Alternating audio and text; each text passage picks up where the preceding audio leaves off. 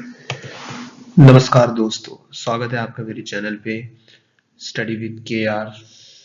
मैं आपका स्वागत करता हूं और मैं आज आपके लिए लाया हूं एक नया टॉपिक जो कि है हाइड्रोकार्बन। हाइड्रोकार्बन क्या होता है, आज हम इस वीडियो में जानेंगे हाइड्रोकार्बन क्या होता है और इसके कितने टाइप्स के होते हैं और इसका महत्व, इसकी इम्पोर्टेंस जानेंगे हाइड्रोकार्बन्स की। तो मैं आशा करता हूँ आपको ये वीडियो पसंद आएगी, तो वीडियो पर बने रहें और चैनल को सब्सक्राइब करें और इस वीडियो को पूरा देखें। और चलिए बढ़ते हैं आगे।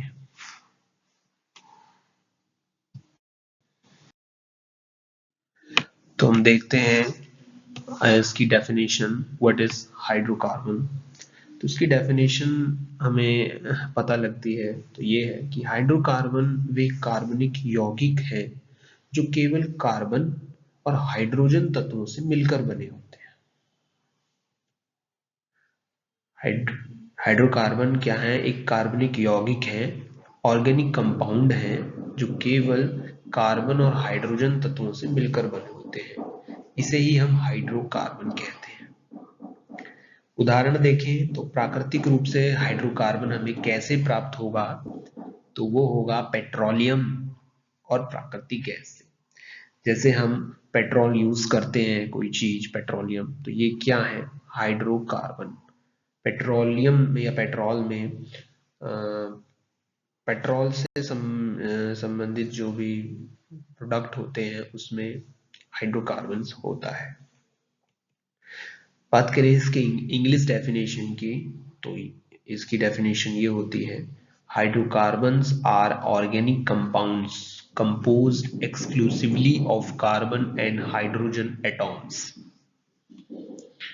तो हमने बात करी इसकी डेफिनेशन की। चलिए बात करें टाइप्स ऑफ हाइड्रोकार्बन की, कितने टाइप्स हैं इसके। तो पहला टाइप है संतृप्त हाइड्रोकार्बन, जो कि इंग्लिश में मतलब है इसका सैचुरेटेड हाइड्रोकार्बन्स। दूसरा है असंतृप्त हाइड्रोकार्बन, अनसैचुरेटेड हाइड्रोकार्बन। तीसरा है एरोमेटिक हाइड्रोकार्बन्स। बात करें पहले हाइड्रोकार्बन्स की, संतृप्त हाइड्रोकार्बन की, तो क्या होता है कि कार्बन परमाणुओं में से प्रत्येक की चारों संयोजकताएं सिंगल बॉन्ड द्वारा संतुष्ट होती है। संतृप्त हाइड्रोकार्बन में जो कार्बन होता है हाइड्रोजन से सिंगल बॉन्ड से जुड़ा होता है और उसकी चारों संयोजकताएं संतुष्ट हो जाती है कार्बन की। और सारे आप देख रहे होंगे जैसे चित्र में हमने जैसे मीथेन का देखा है, मीथेन का फॉर्मूला CH4 होता है। चित्र में देखो तो इससे पता लगेगा कि कार्बन जो है हाइड्रोजन से सिंगल बॉन्ड से जुड़ा हुआ है और ये पूरा संतुष्ट हो जाता है सिंगल बॉन्ड से और 4 हाइड्रोजन इससे जुड़ गए सिंगल बॉन्ड से। तो ये उदाहरण जो माने जाते हैं, ये उदाहरण जो है ये संतृप्त हाइड्रोकार्बन के। इसमें मेन है सिंगल बॉन्ड से जुड़ा होता है। हाइड्रोजन जो है कार्बन से सिंगल बॉन्ड से जुड़ा होता है और उसकी जो संयोजकताएं होती हैं वो संतुष्ट करती हैं। ऐसी इथेन का चित्र आप देखें, प्रोपेन का देखें और आइसोब्यूटेन का देखें। इसमें कार्बन जो है हाइड्रोजन से सिंगल बॉन्ड से ही जुड़ा हुआ है। अब बात करें असंतृप्त हाइड्रोकार्बन की, तो असंतृप्त हाइड्रोकार्बन में क्या होता है? इसमें कार्बन परमाणुओं के आपस में से एक एक संयोजकता बंध बनाने के बाद कार्बन परमाणुओं की से संयोजकता को पूरा करने के लिए परमाणु उपलब्ध नहीं होते और अणु में उपस्थित 2 कार्बन आपस में डबल बॉन्ड और ट्रिपल बॉन्ड बनाते हैं। इसमें क्या होता है, कार्बन को अगर कोई परमाणु नहीं मिल रहा, संतुष्ट नहीं होते, तो इसमें कार्बन जो होता है वो डबल बॉन्ड या ट्रिपल बॉन्ड बना के संतुष्ट होता है। तो जैसे कि एथिलीन में हम देख रहे हैं, कार्बन और हाइड्रोजन के बीच में इनमें सिंगल बॉन्ड है परंतु ये अभी भी संतुष्ट नहीं है, इनकी संयोजकताएं पूरी नहीं हो रही हैं। तभी इन्होंने कार्बन और कार्बन के बीच में डबल बॉन्ड बनाया, जिससे अब ये संयोजक, इसकी जो संयोजकता है वो अब संतुष्ट हो गया कार्बन। ऐसी एसिटिलीन में देख रहे हैं हम कि कार्बन और कार्बन के बीच में ट्रिपल बॉन्ड है। तो जिस हाइड्रोकार्बन में कार्बन जो है डबल बॉन्ड और ट्रिपल बॉन्ड से संतुष्ट होता है, इसको हम हाइड्रोकार्बन कहते हैं।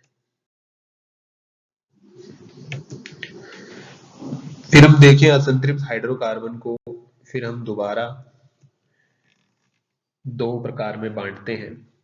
जैसे कि पहला है ओलिफीन, इसको हम एल्कीन कहते हैं। इसका सामान्य सूत्र जो होता है वो CnH2nH2n होता है। n यहां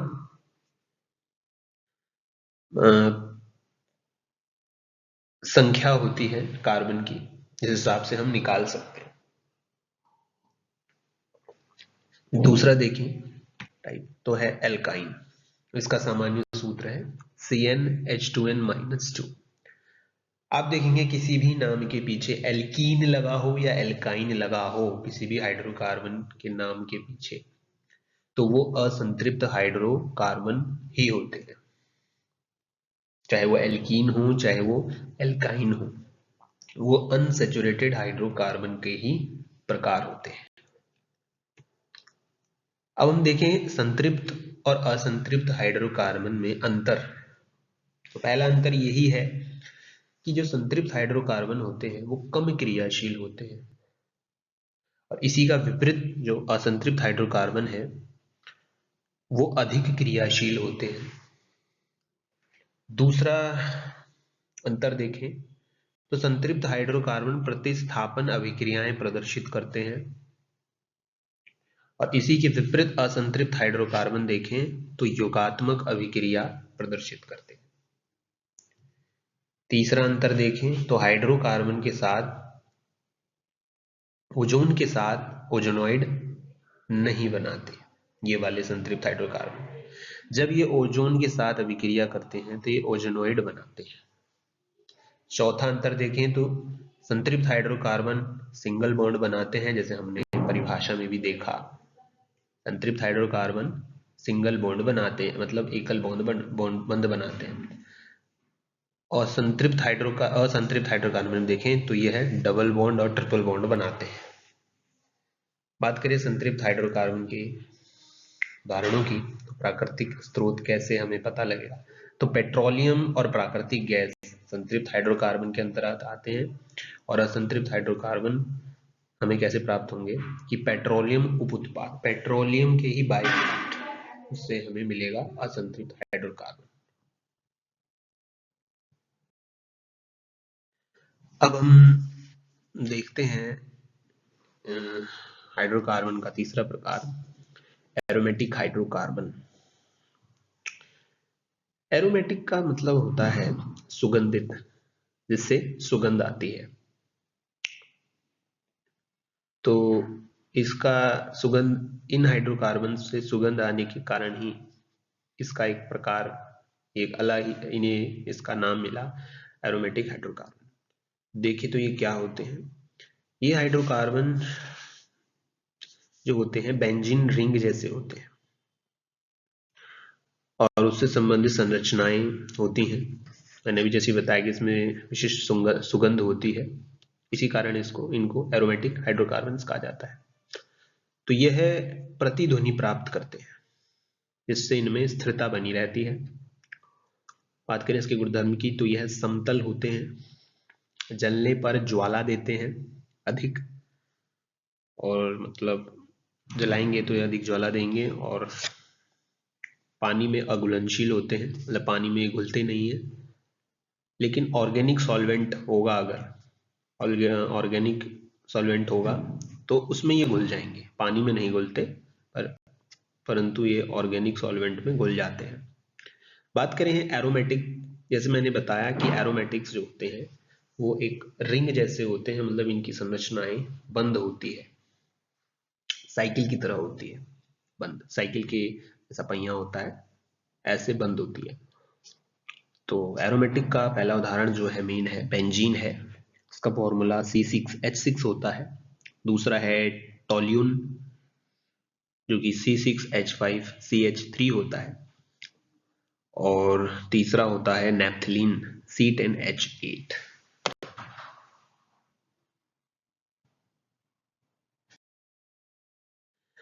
अब हम देखते हैं स्ट्रक्चर ऑफ हाइड्रोकार्बन।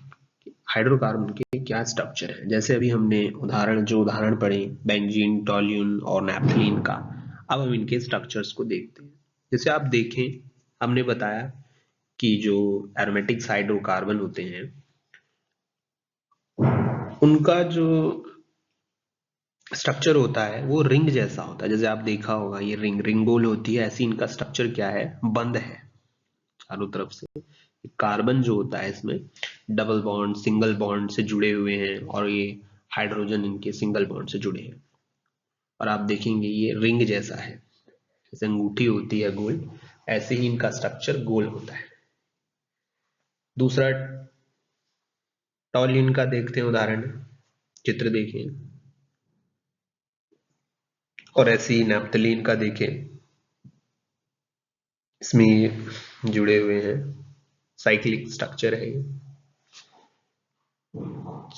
तो आई होप ये आपको स्ट्रक्चर समझ आ रहे होंगे। अब हम आगे देख इसके हम अंतिम स्लाइड में हैं, इसकी इंपॉर्टेंस देखते हैं। महत्व, हाइड्रोकार्बन्स का क्या महत्व है। तो हाइड्रोकार्बन्स का पहला महत्व है औद्योगिक उपयोग। ये इंडस्ट्रीज में यूज होते हैं, कंपनियों में ये यूज होते हैं। अगर हमें कोई चीज बनानी है, जैसे प्लास्टिक इंडस्ट्रीज हो गई, तो वहां ये यूज होते हैं। ऐसी दूसरा है रंग और डाई उद्योग। कोई भी कलर बनाने में, कोई भी डाई बनाने में, कलर से संबंधित, वहां ये हाइड्रोकार्बन्स यूज होते हैं। तीसरा दवाओं में भी यूज होता है।